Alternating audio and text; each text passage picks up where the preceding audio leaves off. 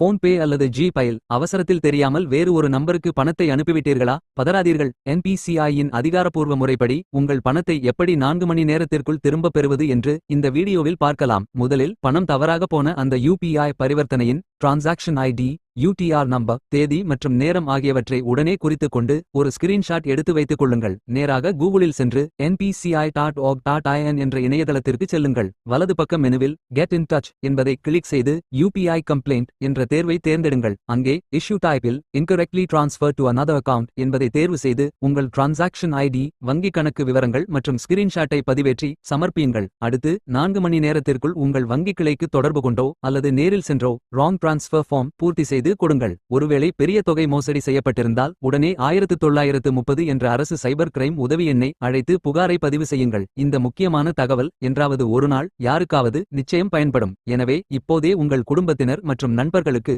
இந்த வீடியோவை பகிருங்கள். மறக்காமல் நமது சேனலையும் சப்ஸ்கிரைப் செய்துவிடுங்கள்.